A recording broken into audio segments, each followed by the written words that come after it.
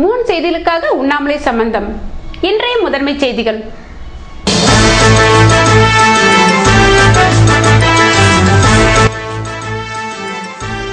French தூதரகத்தை முற்றுகையிட்டு போராட்டம். குடியுரிமை மற்றும் வாக்குரிமை வழங்க வேண்டுமென வலியுறுத்திய முதியவர்கள் கைது.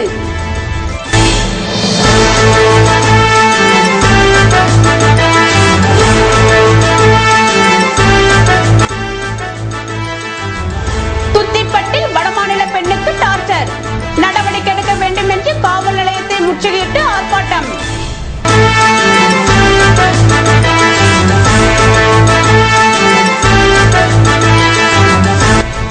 புதுவையில் 26ஆம் தேதி குடியரசு தின விழா. அணிவகுப்பு பயிற்சியில் காவலர்கள், பள்ளி மாணவ மாணவிகள் தீவிரம்.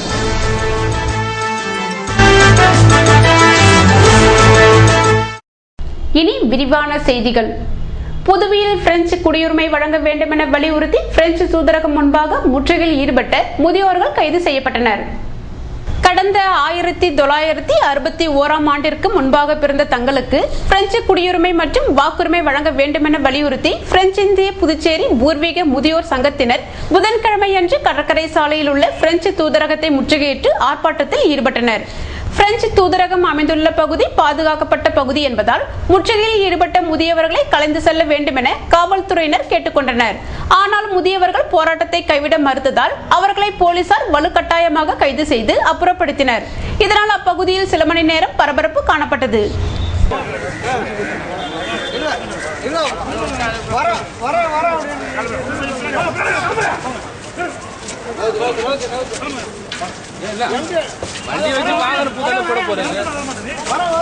இதேபோல் மீனவர்களின் வாழ்வாதாரத்தை கருவறுக்கும் மீனாகுமாரி அறிக்கையை நிராகரிக்க வேண்டுமென வலியுறுத்தி விடுதலை வேங்கைகள் தபால் நிலையம் எதிரில் புதன்கிழமை ஆர்ப்பாட்டம் நடத்தினர். இதற்கு நிறுவன அமைப்பாளர் மங்கையர் செல்வம் தலைமை தாங்க பொதுச் செயலாளர் வேலவன் துவக்க உரையாற்றினார். இதில் சங்க நிர்வாகிகள் கண்டன உரையாற்ற மீனவர்கள் பலர் கலந்து கொண்டனர். புதுவை துத்திப்பட்டு கலவர பிரச்சனையில் பெண்களுக்கு பாதுகாப்பு வழங்க வேண்டுமென வலியுறுத்தி காவல் நிலையத்தை முற்றுகையிட்டதால் பரபரப்பு ஏற்பட்டது. புதுவை சேதராப்பட்டு அருகே உள்ள துத்திப்பட்டில் வடமாநில பெண்ணை ஒரு தரப்பினர் கிண்டல் செய்த வழக்கில் இருதரப்பினர் மோதிக்கொண்டனர். இதனால் அப்பகுதியில் பதட்டம் ஏற்பட்ட நிலையில் அங்கு பாதுகாப்பு பணியில் கூடுதல் போலீசார் குவிக்கப்பட்டனர். இந்நிலையில் சம்பந்தப்பட்ட வடமாநில பெண்ணை ஒரு தரப்பினர் மீண்டும் கிண்டல் பேசி நெருக்கடி தருவதை பொறுக்க முடியாத அப்பகுதி பெண்கள் திரண்டு அங்குள்ள காவல் நிலையத்தை முற்றுகையிட்டனர். சம்பந்தப்பட்ட பெண்ணை தொடர்ந்து அச்சுறுத்துவோர் மீது நடவடிக்கை எடுக்க வேண்டும் என வலியுறுத்தினர். இது தொடர்பாக உரிய நடவடிக்கை எடுக்கப்படும் என காவல்துறை தரப்பில் உறுதி அளிக்கப்பட்டதை தொடர்ந்து பெண்கள் கலைந்து சென்றனர். புதுவையில் வருகிற 26ஆம் தேதி கொண்டாடப்பட உள்ள குடியரசு தின விழாவினை முன்னிட்டு காவல்துறை மற்றும் மாணவ மாணவிகள் அணிவகுப்பு ஒத்திகையில் ஈடுபட்டனர். புதுவையில் இந்திய குடியரசு தின விழா வருகிற 26ஆம் தேதி உப்பளம் இந்திரா காந்தி விளையாட்டு மைதானத்தில் கொண்டாடப்பட உள்ளது. இதில் துணைநிலை ஆளுநருக்கு பதிலாக முதல்வர் ரங்கசாமி தேசிய கொடியேற்றி காவலர்கள் மற்றும் பல்வேறு பள்ளி மாணவ மாணவிகளின் அணிவகுப்பு மரியாதையை பார்வையிடுகிறார். இதில் அமைச்சர்கள், சட்டமன்ற உறுப்பினர்கள் மற்றும் பல்வேறு கட்சி தலைவர்கள், முக்கிய பிரமுகர்கள் கலந்து கொள்கின்றனர். இதனையொட்டி உப்பளம் மைதானத்தில் காவல்துறை மற்றும் மாணவ மாணவிகள் அணிவகுப்பு ஒத்திகையில் ஈடுபட்டு வருகின்றனர். இதனை காவல்துறை அதிகாரிகள் பார்வையிட்டு ஒழுங்குபடுத்தினர். புதுவை பாகூர் பகுதியில் ஊரக வளர்ச்சி முகமை நிதி குறித்து எம்பிக்கள் குழுவினர் ஆய்வு மேற்கொண்டனர். மத்திய ஊரக வளர்ச்சி முகமை நிதி புதுவை மாநிலத்தில் முறையாக செயல்படுத்தப்படுகிறதா என்பது குறித்து 20 பேர் கொண்ட எம்பிக்கள் குழு நேற்று பாகூர் பகுதியில் ஆய்வு மேற்கொண்டது. அதன்படி பூரணாங்குப்பம், டிஎன் பாளையம், சேலியமேடு, குடியிருப்பு பாளையம் ஆகிய கிராமங்களில் ஆய்வு நடத்தினர். இதில் 100 நாள் வேலை திட்டம், வீடு கட்டும் திட்டம், கிராம மக்களின் வாழ்க்கை தரம், சுகாதாரம் மற்றும் கழிவறை வசதி குறித்து கேட்டறிந்தனர்.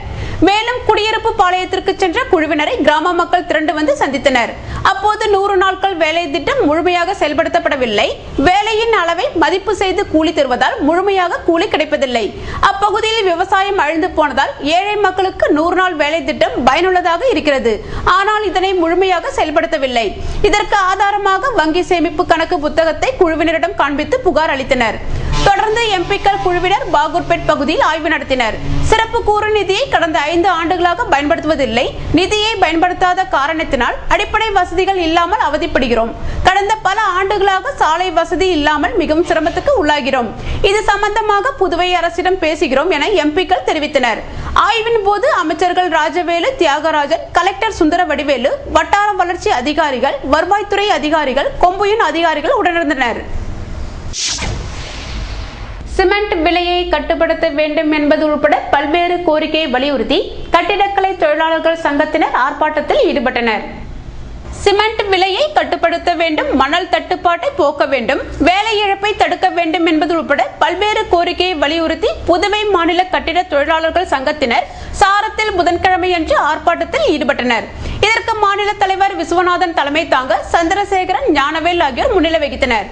ஏஐடியூசி மாநில தலைவர் கலைநாதன், பொதுச் செயலாளர் அபிஷேகம், துணை பொதுச் செயலாளர் தினேஷ் பொன்னையா ஆகியோர் கண்டன உரையாற்றினர். இதில் கட்டிட தொழிலாளர்கள் சங்க நிர்வாகிகள் மற்றும் உறுப்பினர்கள் பங்கேற்றனர். இதேபோல் தொழிலாளர்களுக்கு பொங்கல் அட்வான்ஸ் தொகை வழங்க வேண்டும், தினக்கூலி ஊழியர்களுக்கு சம்பளம் பட்டுவாடா செய்ய வேண்டும், 5 தொழிலாளர்கள் சஸ்பெண்ட் நடவடிக்கை கைவிட வேண்டும் என்ற கோரிக்கையை வலியுறுத்தி சுதேசி பாரதி மில் தொழிலாளர்கள் தர்ணா போராட்டம் நடத்தினர். இதில் தொழிற்சங்க தலைவர்கள் மற்றும் தொழிலாளர்கள் கலந்து கொண்டனர்.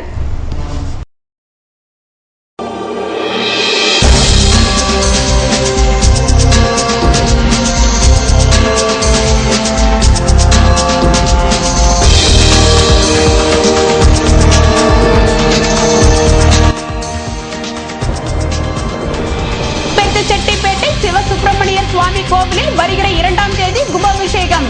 முதல்வர் மற்றும் அமைச்சர்கள் பங்கேற்பு.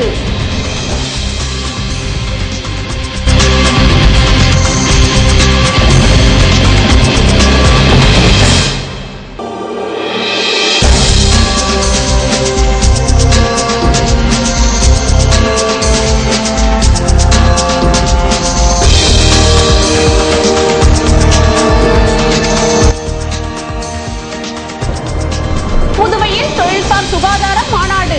நாடு முழுவதிலும் இருந்து 400க்கும் மேற்பட்ட தொழில்சார் சுகாதார பயிற்சியாளர்கள் பங்கேற்பு. விவரம் விளம்பர இடைவெளிக்கு பிறகு.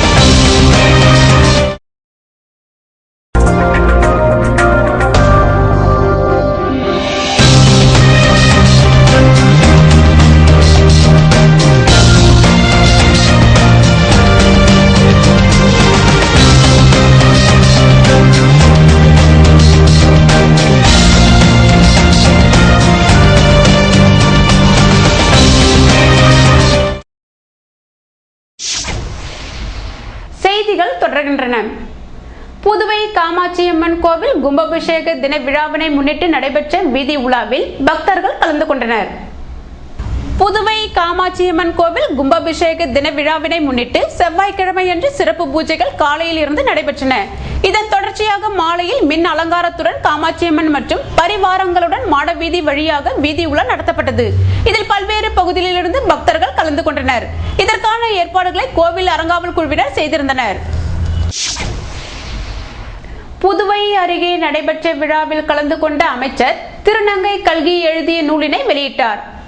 திருநங்கை கல்கி சுப்பிரமணியம் எழுதிய நூல் வெளியீட்டு விழா பெரிய முதலியார் சாவடி சோழா கார்டனில் நடைபெற்றது. விகடன் பிரசுரம் சார்பில் வெளியிடப்பட்டுள்ள இந்த நூலினை அமைச்சர் ராஜவேலு வெளியிட்டார். கல்வி சுப்பிரமணியம் ஏற்புரையாற்ற இதில் எழுத்தாளர்கள் மற்றும் திருநங்கைகள் கலந்து கொண்டனர். புதுவை பெத்துச்செட்டிப்பேட்டை சிவசுப்பிரமணியர் கோவில் கும்பாபிஷேகம் பிப்ரவரி 2ஆம் தேதி நடைபெற இருக்கிறது. புதுவை பெத்துச்செட்டிப்பேட்டை சிவசுப்பிரமணிய கோவில் புனரமைப்புக்காக 4/3/2010 அன்று தொடங்கப்பட்ட திருப்பணியானது தற்போது முழு சிவ ஆகம விதிக்கு உட்பட்டு அனைத்து பரிவார கோவில்களும் புதுப்பிக்கப்பட்டு அதற்குரிய இடத்தில் அமைக்கப்பட்டுள்ளது. 5 நிலை ராஜ கோபுரமும் மூலவர் கோபுரமும் புனரமைக்கப்பட்டு வண்ணம் தீட்டப்பட்டுள்ளது. இத்தேவஸ்தான தேவஸ்தானத்தை சார்ந்த ஸ்ரீ சித்தி விநாயகர் கோவிலும் ஸ்ரீ சக்திவேல் ஆலயமும் புதுப்பிக்கப்பட்டுள்ளது. புதியதாக பாலமுருகர், ஐயப்பன், சந்திரன், சிவசண்டிகேஸ்வரர், நால்வர் ஆகிய கோவில்கள் புதியதாக நிர்மாணிக்கப்பட்டுள்ளது. இவ்வாலயத்தின் திருப்பணியானது புதுச்சேரி அரசின் இந்து சமய நிறுவனங்களின் மானியத்தின் உதவியோடும் இறை உள்ளம் நிறைந்த அன்பர்களின் அருள் கொடையாலும் சுமார் 3.5 கோடி அளவில் நடந்தேறி வந்த நிலையில் தற்போது பிப்ரவரி மாதம் 2ஆம் தேதி திங்கட்கிழமை கும்பாபிஷேகத்தை காண உள்ளது. இந்த கும்பாபிஷேக விழா திருவாடுதுறை ஆதீனத்தின் 24வது குரு மகா சன்னிதானம், திருப்பனந்தாள் தம்பிபிரான் சுவாமிகள், மயிலம் பொம்மபுரம் ஆதீனத்தின் 20ஆம் பட்ட சன்னிதானம் ஆகியோரின் அருள் தலைமையிலும், புதுச்சேரி மாநில முதலமைச்சர் ரங்கசாமி தலைமையிலும், முதலமைச்சரின் பாராளுமன்ற செயலாளரும் லாசுப்பேட்டை சட்டமன்ற உறுப்பினரும் திருப்பணிக்குழு தலைவருமான வைத்தியநாதன் முன்னிலையிலும் ஸ்ரீ சித்தி விநாயகர் மற்றும் வேல் கோவிலுக்கும், அதனைத் தொடர்ந்து ஸ்ரீ வள்ளி தேவசேனா, உடனுரை சிவசுப்பிரமணியருக்கும் மற்றும் பரிவார ஆலயங்களுக்கும் மகா கும்பாபிஷேகம் நடைபெறவுள்ளது. கும்பாபிஷேகம் சிறப்புற நடைபெற அனைத்து ஏற்பாடுகளும் மிகவும் மும்முரமாக நடைபெற்று வருகிறது. திருப்பணி மற்றும் கும்பாபிஷேக ஏற்பாடுகளை கடந்த வாரம் மாநில முதலமைச்சர் ரங்கசாமி, உள்ளாட்சித்துறை அமைச்சர் பன்னீர்செல்வம், மின்துறை அமைச்சர் தியாகராஜன், திருப்பணிக்குழு தலைவர் வைத்தியநாதன் ஆய்வு செய்தனர். புதுவையில் நடைபெற்று வரும் தொழில்சார் சுகாதார தேசிய மாநாட்டில் நாட்டின் பல்வேறு பகுதிகளிலிருந்து பயிற்சியாளர்கள் பங்கேற்றுள்ளனர். இந்திய தொழில்சார் சுகாதார சங்கத்தின் தமிழ்நாடு கிளை சார்பாக 65வது தொழில்சார் சுகாதார தேசிய மாநாடு புதுச்சேரியில் ஜனவரி 20ஆம் தேதி முதல் 23ஆம் தேதி வரை ஹோட்டல் ஆனந்தாயின் வளாகத்தில் நடைபெறுகிறது. இந்த மாநாடு துவக்க விழா டாக்டர் சுதா ராமச்சந்திரன் வரவேற்புரை வழங்க, டாக்டர் அர்ஜுன் தாஸ் தலைமை ஏற்க, டாக்டர் சத்யபாமா முன்னிலை வகிக்க மற்றும் மருத்துவத்துறை சார்ந்த வல்லுநர்கள் பலர் பங்கேற்க நடைபெற்றது. இந்த தேசிய தொழில்சார் சுகாதார மாநாடு ஒவ்வொரு வருடமும் நடைபெறுகிறது. இந்த தேசிய மாநாட்டில் தொழில் சார்ந்த சுகாதாரம் சந்திக்கும் அன்றாட பிரச்சனைகள் மற்றும் சவால்கள், தொழில்சார் சுகாதார பாதுகாப்பு, சுற்றுச்சூழல் ஆகியன பற்றி விவாதிக்கப்படுகிறது. அதற்குரிய ஆலோசனைகள் மற்றும் தீர்வுகள் பரிசீலிக்கப்பட்டு மாநாட்டின் மூலம் பரிந்துரை செய்யப்படுகிறது. இந்த தேசிய மாநாட்டில் சுமார் 400க்கும் மேற்பட்ட தொழில்சார் சுகாதார பயிற்சியாளர்கள், தொழில் மற்றும் கல்வியாளர்கள், சர்வதேச மருத்துவ வல்லுநர்கள் பங்கு பெறுகின்றனர். இந்த 65வது தொழில்சார் சுகாதார தேசிய மாநாட்டின் முக்கிய நோக்கம் தொழிலாளர்களுக்கான மேம்படுத்தப்பட்ட ஆரோக்கியமான பணியிட வசதிகள் மற்றும் தொழில் கூடங்களில் நல்ல ஒரு நிலையான சுகாதாரமான சூழ்நிலை மற்றும் ஊழியர்களுக்கு ஏற்படும் பணி தொடர்பான காயங்கள், நோய்கள் வராமல் பாதுகாப்பது போன்றவை ஆகும். இந்த மாநாட்டின் லட்சியங்களை கருத்தில் கொண்டு பல்வேறு கல்வி திட்டங்கள், அறிவியல் ரீதியான தொழில்சார் சுகாதார மருத்துவ தகவல்கள், வழக்கு ஆய்வுகள், அறிவியல் அமர்வுகள், ஆய்வு கட்டுரைகள் சமர்ப்பித்தல் மற்றும் தினசரி நடைமுறையில் பொருந்தும் எடுத்துக்காட்டுகள் மற்றும் நிபுணத்துவ அபிவிருத்தி செயலாக்கங்கள் அனைத்தும் நடைபெற உள்ளது. இந்த மாநாட்டில் தொழில்சார் சுகாதாரம், உடல்நலம் மற்றும் பாதுகாப்பு தொடர்பான உபகரணங்கள், பொருள்கள் மற்றும் சேவைகள் நிறைந்த கண்காட்சி ஏற்பாடு செய்யப்பட்டுள்ளது. புதுவை உழவர்கரை தொகுதியில் 13 லட்சம் ரூபாய் செலவில் வாய்க்கால் கட்டும் பணியை அமைச்சர் பன்னீர்செல்வம் துவக்கி வைத்தார். உழவர்கரை தொகுதி அருமாத்தபுரம் வார்டுக்கு உட்பட்ட பிச்சைவீரன்பேட்டை பெண்களுக்கான கழிவறையை புதுப்பித்து திறப்பு விழா, மாரியம்மன் கோவில் வீதி சாலை மேம்படுத்துதல் மற்றும் வடக்கு வாய்க்கால் வீதியில் குறுக்கு வாய்க்கால் அமைத்தல் போன்றவை நடக்க உள்ளது. ரூபாய் 13,75,000 செலவில் இப்பணிகளுக்கான பூமி பூஜையில் உள்ளாட்சித்துறை அமைச்சர் பன்னீர்செல்வம் தலைமையில் நடைபெற்றது. உழவர்கரை நகராட்சி செயற் பொறியாளர் குணசேகரன், இளநிலை பொறியாளர் சிவகுமார் மற்றும் ஊர் பிரமுகர்கள் கலந்து கொண்டனர்.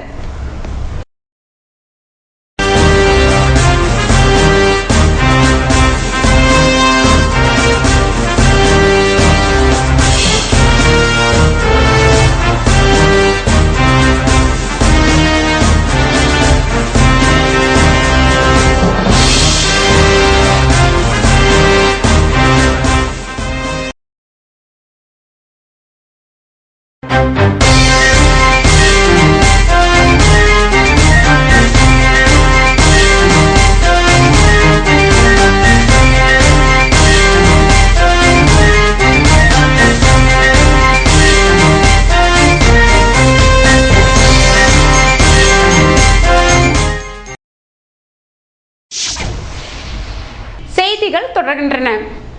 புதுவை காமராஜர் தொகுதியில் பாரதிய ஜனதா கட்சி உறுப்பினர் சேர்க்கை முகாமில் அப்பகுதியினர் பங்கேற்றனர்.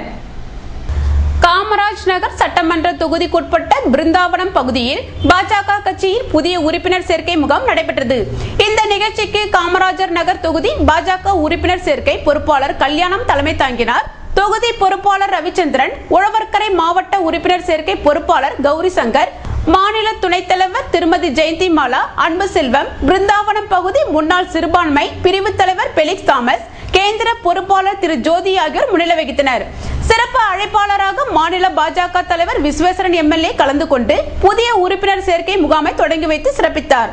இப்பகுதி மக்கள் ஆர்வத்துடன் பாஜகவில் சேர வந்திருந்தனர். புதுவை திருவள்ளுவர் நகர் செபஸ்தியார் கோவில் திருவிழாவை ஒட்டி நடைபெற்ற தேர்பவனியில் பக்தர்கள் கலந்து கொண்டனர். புதுவை திருவள்ளுவர் நகர் புனித செபஸ்தியார் ஆலய ஆண்டு பெருவிழா கடந்த 17ஆம் தேதி கொடியேற்றத்துடன் துவங்கியது. தினமும் மாலையில் திருப்பலி நடந்தது.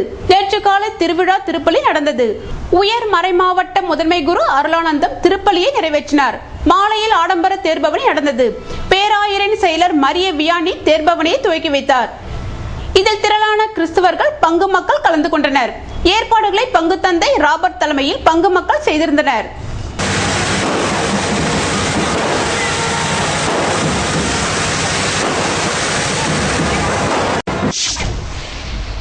புதுவை சைக்கிள் மீது லாரி மோதியதில் கொத்தனார் பலியான சம்பவம் அப்பகுதியில் பரபரப்பை ஏற்படுத்தியது. புதுவை புதுச்சாரத்தை சேர்ந்தவர் அசோக் கொத்தனார். நேற்று மதியம் இவர் இந்திரா காந்தி சிலையில் இருந்து ராஜீவ்காந்தி சிலை நோக்கி வீட்டுக்கு சைக்கிளில் வந்து கொண்டிருந்தார். அப்போது ஜேகே டவர்ஸ் எதிரே வந்தபோது பின்னால் அதிவேகமாக வந்த டிப்பர் லாரி மோதியது. தூக்கி வீசப்பட்ட அசோக் மீது லாரியின் பின்சக்கரம் ஏறியது. இதில் அவர் தலை நசுங்கி சம்பவ இடத்திலேயே உயிரிழந்தார்.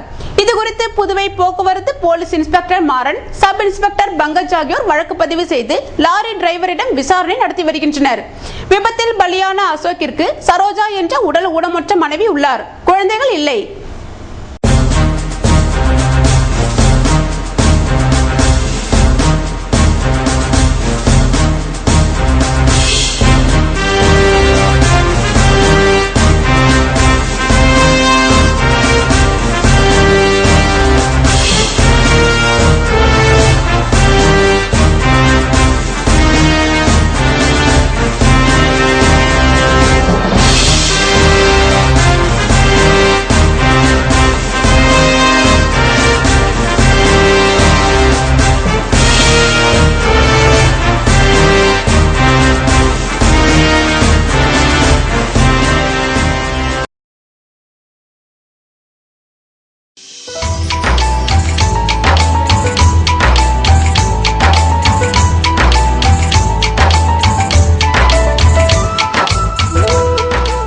புதுவையில் இன்றைய வெப்பநிலை அதிகபட்சமாக 29 டிகிரி செல்சியஸாக பதிவானது.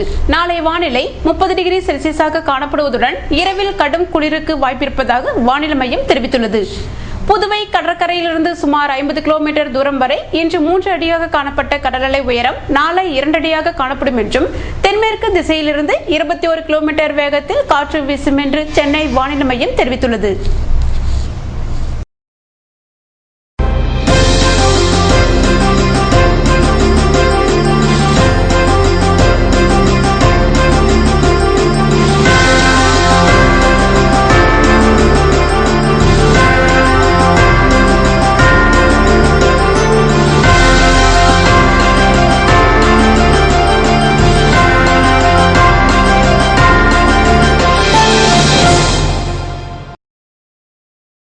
மீண்டும் இன்றைய முதன்மை செய்திகள்.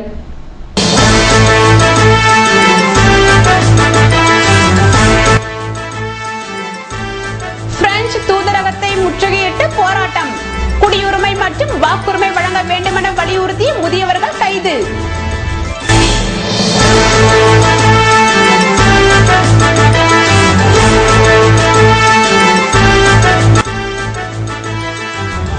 துத்திப்பட்டில் வடமாநில பெண்ணுக்கு டார்ச்சர்.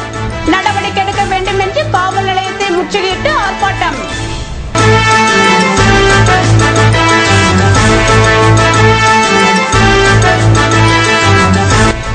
புதுவையில் 26ஆம் தேதி குடியரசு தின விழா. அணிவகுப்பு பயிற்சியில் காவலர்கள், பள்ளி மாணவ மாணவிகள் தீவிரம்.